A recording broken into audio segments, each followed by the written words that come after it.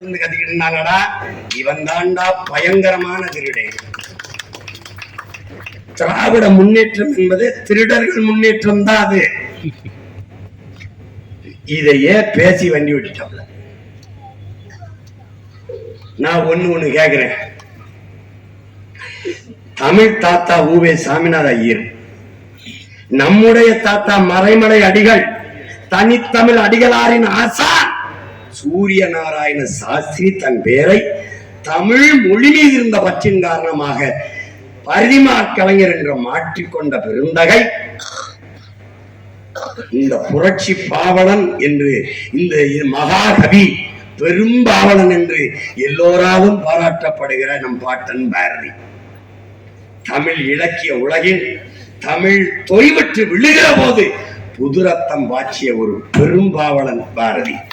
இந்த 3 பேரும் இந்த தமிழ் மொழிக்கு செய்த தொல்லை ஒரு திராவிடன் சொன்னான்னு காட்டுறேன். ஒருத்தன் சொல்லுவா ஒண்ணும் கிடையாது. இந்த ஊர்ல ஈரோட்ல இந்த இடத்துல லட்சுமண ஐயர் செஞ்சத பெரியார் செஞ்சாருன்னு நீ சொல்லுவாங்க.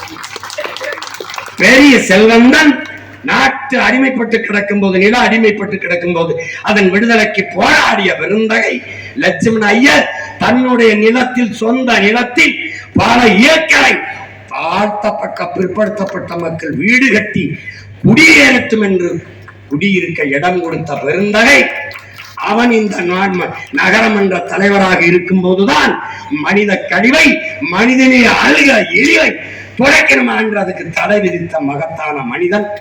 அவனை என்ன சொல்லுவான்? பாப்பான். சாதிகள் இல்லை எடி பாப்பா,